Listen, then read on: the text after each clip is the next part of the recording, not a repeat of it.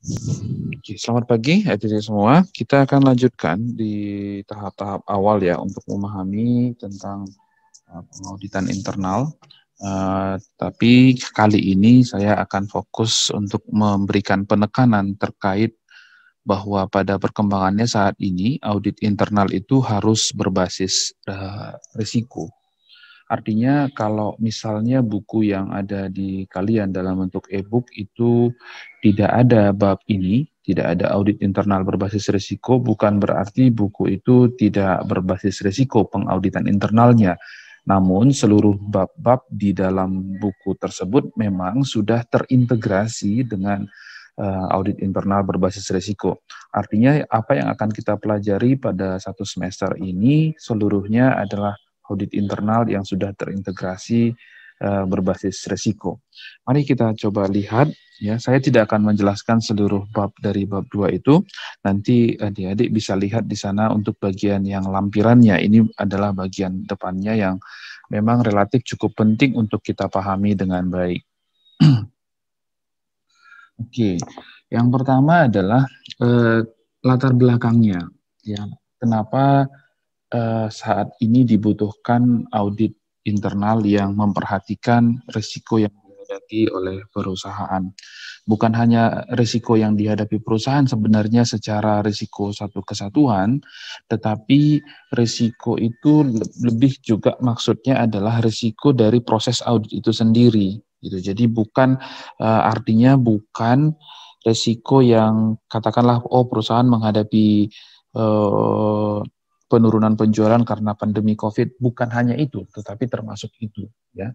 Artinya jangan dalam pengertian ini risiko itu kita perluas pada semua, pada risiko bisnisnya, juga pada risiko misalnya akan terjadi kecurangan di perusahaan, ada akun-akun yang relatif gampang ditipu, ya ada aset yang relatif mudah hilang. Jadi seperti itu. Risiko yang kita pahami dalam proses ini memang cukup luas.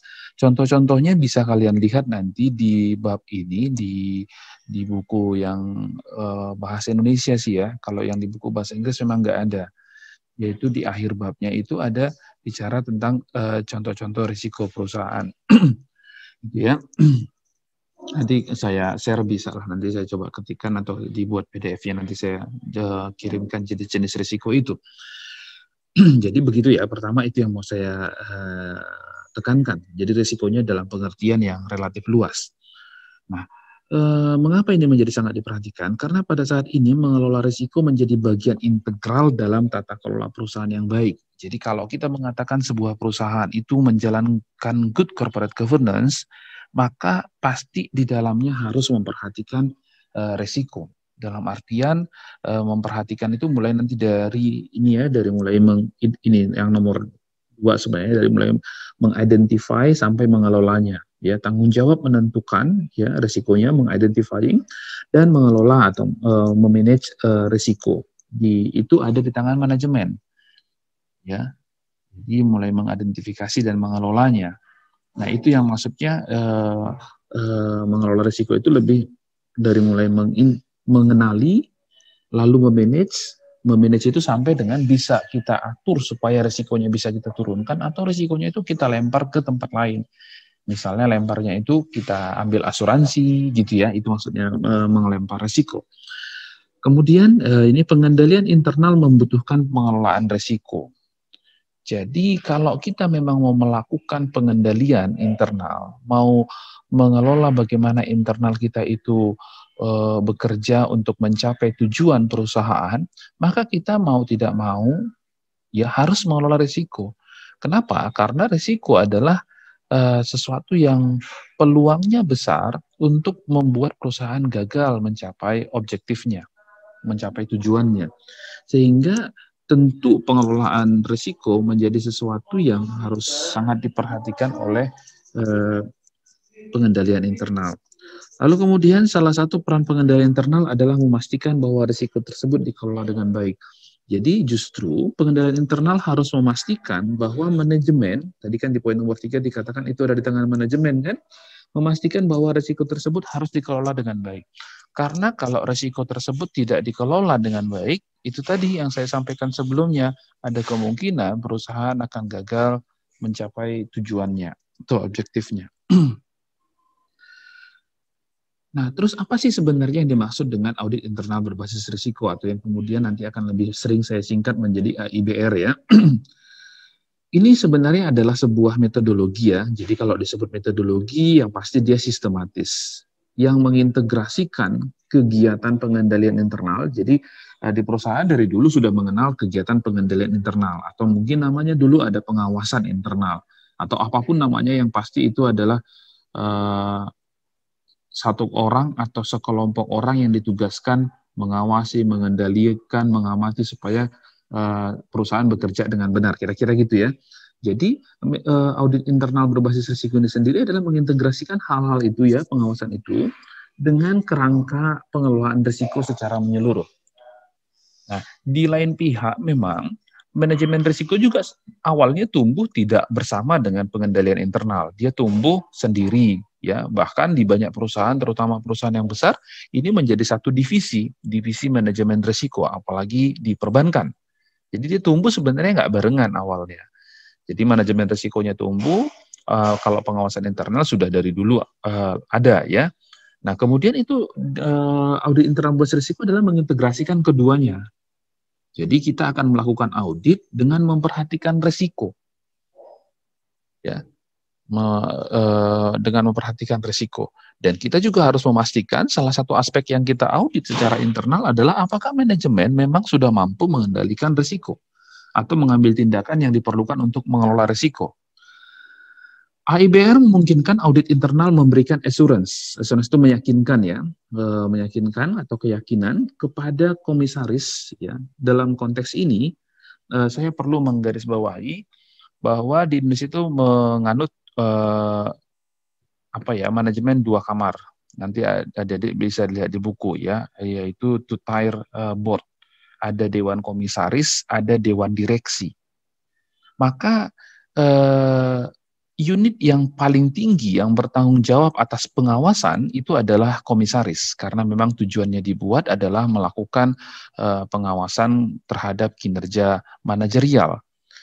Gitu ya. Nah, direksi yang melakukan. Maka kita perlu memahami benar-benar bahwa AIBR ini memungkinkan internal auditor memberikan assurance atau keyakinan kepada dewan komisaris. Misalnya dia bilang, dalam bahasa ini ya, bahasa awam, dewan komisaris, ini manajemen risiko telah berjalan secara efektif loh gitu. Jadi artinya manajemen risiko itu sendiri selain dasar kita mengaudit juga sesuatu yang kita audit. Audit internal harus mengaudit manajemen risiko perusahaan sudah berjalan nggak efektif. Berjalan efektif itu apa sih? Bisa memperkecil risiko, bisa mengalihkan risiko untuk mengamankan pencapaian tujuan perusahaan. Jadi audit internal itu sebenarnya tujuan akhir kerjanya itu ke dewan komisaris, walaupun dia ada di dalam di bawah pengendalian dari direksi. Bagaimana nanti itu terkait? Nanti kita akan lihat ada satu bagian yang bisa untuk menjelaskan hal tersebut. Oke, lalu kemudian kesiapan setiap organisasi menjalankan AIBR relatif bervariasi. Ya, ada organisasi yang siap, ada organisasi yang relatif tidak siap. Ada organisasi yang merasa memerlukan, ada juga organisasi yang merasa tidak memerlukan. Jika manajemen risiko belum berfungsi, maka ya AIBR tidak mungkin dijalankan. Jadi jika manajemen risiko itu belum berfungsi, ya artinya tadi kan saya sudah menyampaikan bahwa manajemen risiko itu tumbuhnya awalnya tumbuh terpisah. Nah, jadi kalau manajemen risiko itu sendiri belum berjalan di perusahaan, maka dipastikan AIBR-nya tidak mungkin dijalankan dong. Nah, orang manajemen risikonya juga belum ada. Jadi yang paling awal bagi sebuah organisasi kalau mau menjalankan AIBR, itu manajemen risiko jalan dulu. Harus ada unit, atau katakanlah bukan harus ada unit ya, tetapi para manajer dan para direkturnya sudah memiliki cara pandang berbasis risiko. Mereka sudah memiliki pola penanganan risiko. Misalnya apa sih? Misalnya begini, saya kasih contoh yang paling sederhana. Perusahaan berbasis impor. Maka tentu risiko yang dihadapi adalah melemahnya rupiah. Maka para manajernya itu harus sudah punya rencana atau setidaknya tahu apa yang akan dilakukan kalau misalnya rupiah itu down. Dia kan berbasis impor ya, maka dia membeli. Kalau rupiah melemah, dia kan butuh rupiah yang banyak untuk membeli barang dalam jumlah yang sama. Sehingga itu yang saya tekankan tadi, setidaknya walaupun tidak ada unit, tapi direktur manajer keuangan sudah punya rencana, oh kalau rupiah melemah nanti saya akan lakukan ini, lakukan hedging, lakukan ini banyak. Saya nggak akan fokus ke situ saat ini. Jadi, kalau itu sudah ada, maka kita punya peluang untuk mengintegrasikannya kepada audit internal berbasis risiko. Ya. Nah, itu yang tadi saya katakan, kalau itu belum ada berarti pengendalian internalnya masih lemah. Jadi kalau dikatakan sekarang, tidak ada pengendalian internal yang kuat tanpa manajemen risiko, kira-kira gitu ya. Lalu kemudian AIBR berusaha memperkuat tanggung jawab Dewan Komisaris. Jadi AIBR ini sebenarnya memperkuat seluruh lini sih sebenarnya, mau komisaris, dewan direksi, ya direksi sebenarnya manajemen juga sih, tapi kita kan sering membedakan dewan direksi itu yang bos-bosnya, manajemen itu bawahnya gitu ya. Tapi AIBR ini mendorong itu, karena apa? Nanti karena dokumennya lengkap, Maksudnya apa? Maksudnya ini resiko kita, ini cara menghadapinya. Jadi kan itu mendorong semua pihak bertanggung jawab. Nanti juga di audit dia berdasarkan itu. Jadi semua orang tahu, oh nanti saya akan diaudit ini. Ya, nanti saya akan ditanya kesiapan saya menghadapi sesuatu yang belum terjadi gitu loh. Manajemen risiko itu kan sesuatu yang belum terjadi ya. Kalau sudah terjadi itu bukan lagi risiko tapi sudah jadi masalah. Ya, itu yang harus kita bedakan. Ya, itu sudah menjadi masalah kalau sudah terjadi. Nah, ini kan berarti semua orang, baik itu komisaris, baik itu direksi maupun manajemen didorong untuk bisa berpikir mempersiapkan rencana jika sesuatu yang buruk terjadi. Gitu. Kemudian yang terakhir di slide ini, belum terdapat kesepakatan bagaimana AIBR diterapkan. Tetapi itu sebenarnya nggak begitu penting. Memang kita tidak menghendaki konsensus bagaimana hal itu dijalankan secara seragam. Nggak perlu juga gitu, karena karakteristik perusahaan itu sesungguhnya berbeda-beda. Sehingga bagaimana manajemen risiko dijalankan, itu juga bukan sesuatu yang bisa kita harapkan akan berjalan secara seragam. Kemudian, emang apa keuntungannya sehingga kita harus menjalankan AIBR? Sebenarnya dalam penjelasan saya tadi sudah banyak itu sekaligus diterangkan benefit dari menjalankan audit internal berbasis risiko. Audit internal itu memperoleh keyakinan bahwa manajemen, ya jadi kalau audit AIBR dijalankan, audit internal bisa memperoleh keyakinan bahwa manajemen telah mengidentifikasi, ya, menilai, ya, mengakses. Jadi kalau kita melakukan audit internal berbasis risiko, kita bisa memperoleh keyakinan ini. Keyakinan apa? Keyakinan bahwa manajemen telah mengidentifikasi, menilai, dan ini agak typo sedikit ya, menanggapi, ya, merespon risiko-risiko itu. Menanggapi itu apa sih maksudnya? Menanggapi itu ya, oh ya ini ada risikonya. Oh oke, ini bisa kita handle. Oh ini nggak bisa kita handle, harus kita kasih ke asuransi supaya kalau terjadi nanti kita bisa dapat ganti rugi. Misalnya ada risiko bahwa gudang kita terbakar gitu ya. Kita mengidentifikasi ada kemungkinan terbakar, lalu melihat impact-nya. Kalau terbakar perusahaan bisa bangkrut, maka jalan keluarnya adalah kita harus mendeliver atau mentransfer, mentransfer risiko itu ke asuransi, ya, ke insurance gitu. Ya, risiko-risiko baik risiko baik di atas maupun di bawah risk appetite. Jadi kita risk appetite itu kira-kira begini. Nanti kita akan banyak bicara tentang risk appetite di bab yang lain. Tapi risk appetite ini adalah semacam batas lah ya, batas risiko yang bisa diambil perusahaan. Jadi kalau nanti di bawah gimana cara manage-nya, menanggapinya, kalau di atas gimana kira-kira kita bisa meyakini hal itu kalau kita melakukan AIBR, audit internal berbasis risiko. Ya, jadi saya ulangi sekali lagi, sebagai auditor internal, kalau kita menjalankan AIBR, kita bisa memperoleh keyakinan apakah manajemen sudah melakukan hal ini, ya, sudah menilai, sudah dan sudah mengidentifikasi, ya, identifikasi risiko ini gitu. Nanti kita akan belajar bagaimana menyusun risk register, itu namanya mengidentifikasi. Lalu dinilai impact-nya. Kalau ini terjadi sebesar ini perusahaan rugi, kalau ini terjadi sebesar ini perusahaan rugi, itu menilai. Lalu menanggapi, akan kita apain? Kalau yang gede gimana cara nanggapinya, yang kecil gimana cara nanggapinya? Gitu. Kita bisa memperoleh keyakinan itu kalau kita menjalankan AIBR. Kemudian audit internal meyakini bahwa risiko melekat atau inherent risk telah direspon secara efektif dalam batas risk appetite. Ya, ini yang mau saya jelaskan sebenarnya adalah di konteks direspon secara efektif. Artinya begini adik-adik. Kita tahu bahwa hidup itu akan tetap berisiko. Baik secara personal di kita, baik juga perusahaan demikian. Akan selalu ada risiko. Maka kita tidak mungkin membuat risiko itu menjadi sangat kecil dengan mengeluarkan biaya yang sangat besar. Misalnya begini, kita punya gudang, ada risiko memang kita identifikasi bahwa ada risiko barang itu hilang, dicuri di gudang. Lalu untuk mengatasinya kita sewa 2 batalion tentara keliling berjaga 24 jam, shift-shiftan gitu ya. Nah, itu kan tidak layak secara cost benefit. Jadi AIBR itu termasuk meyakinkan itu. Benar nggak sih manajemen itu melakukan tindakan manajemen risikonya? Jangan-jangan kemahalan gitu. Ngerti maksudnya ya? Artinya benar sih risiko sudah ditekan ke titik bawah, tapi biayanya terlalu besar gitu. Nah, itu bukan manajemen risiko yang efektif. Ya. Lalu kemudian jika terdapat risiko sisa atau risiko yang tidak bisa kita tangani di dalam perusahaan, jadi setelah kita identifikasi, kita nilai, sudah kita respon, tapi tetap tersisa, risiko itu ada, ya, yang tidak sesuai dengan risk appetite, jadi dia risikonya nggak sesuai, masih di atas, kita dapat mengambil tindakan untuk mengatasi hal tersebut.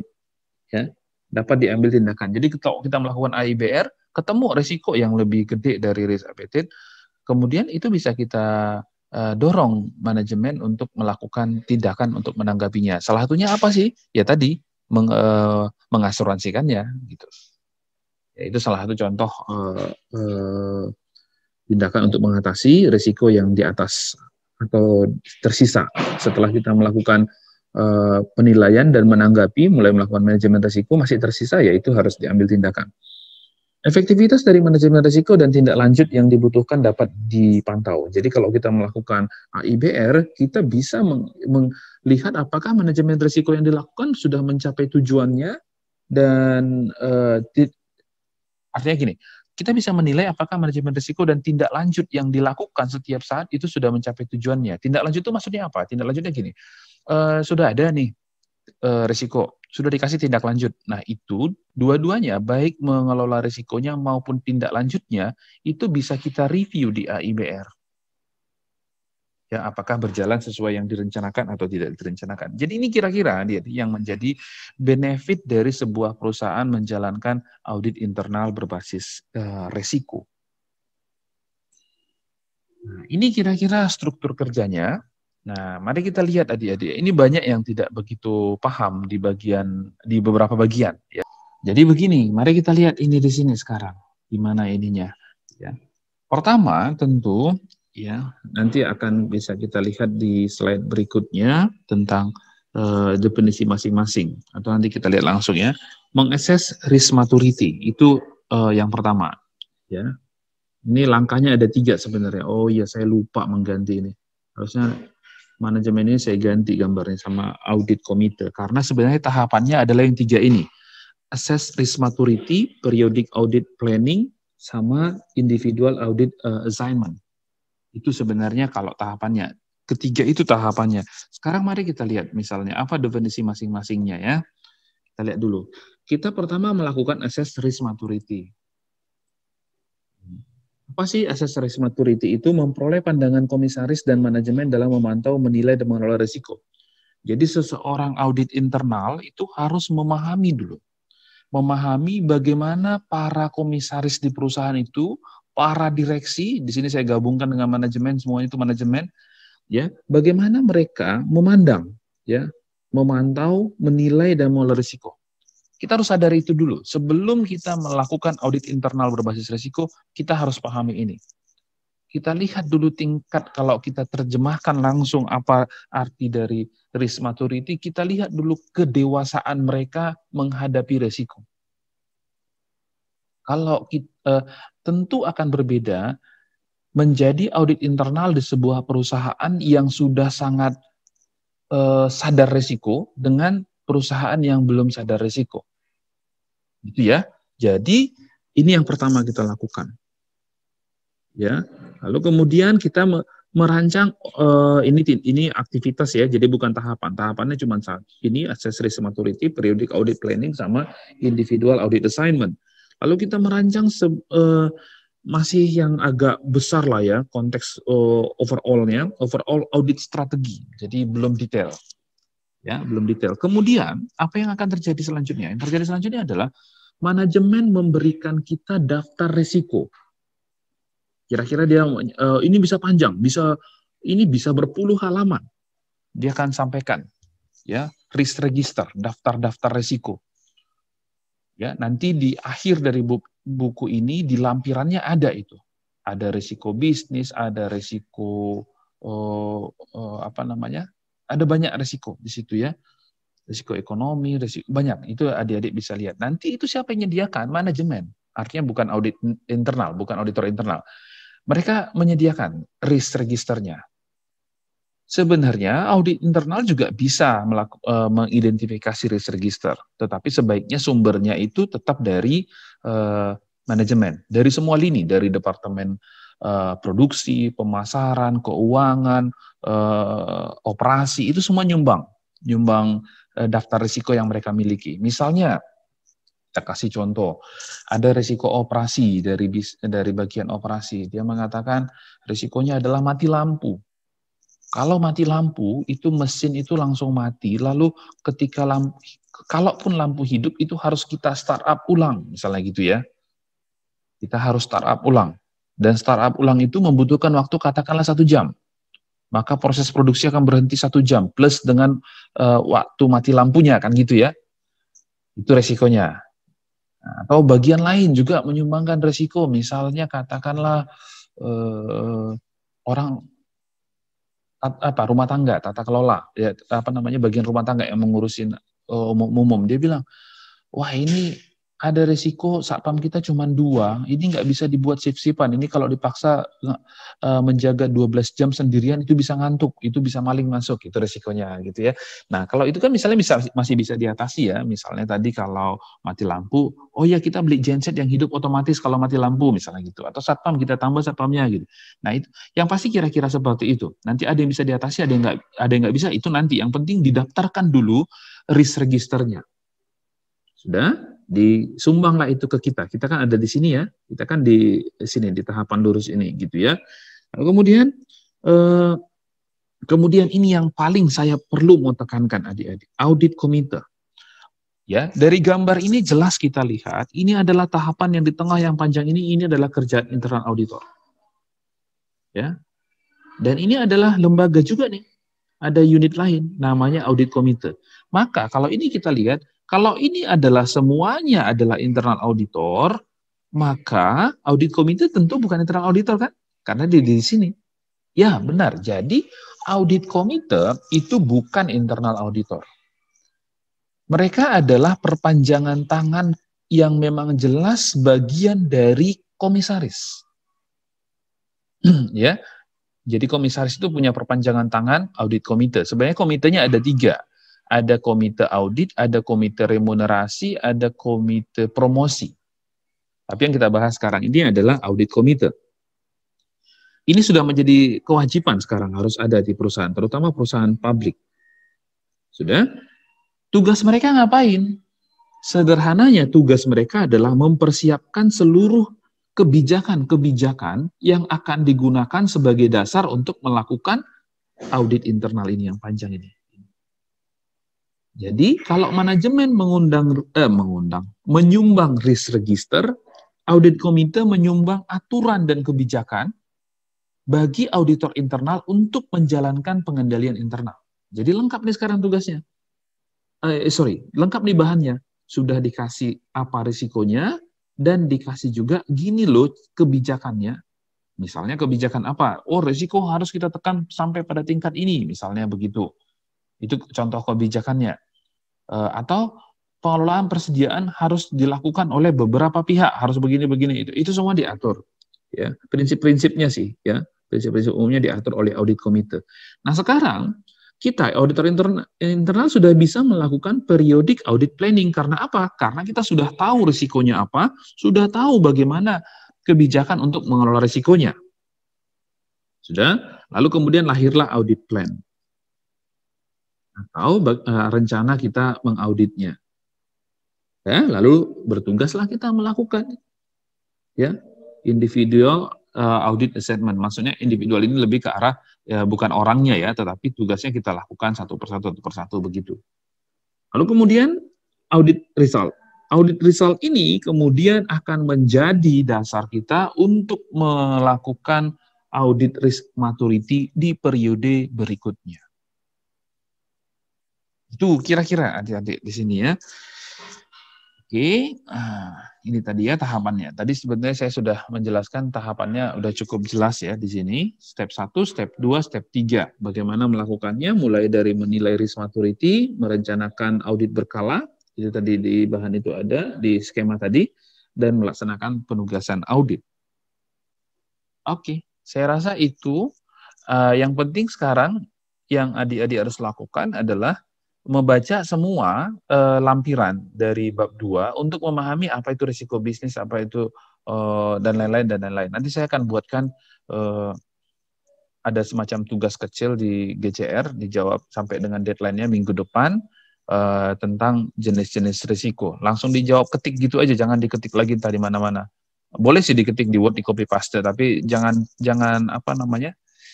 Jangan upload file. Ya, hanya diketik begitu aja. Silahkan jika ada yang ingin ditanyakan,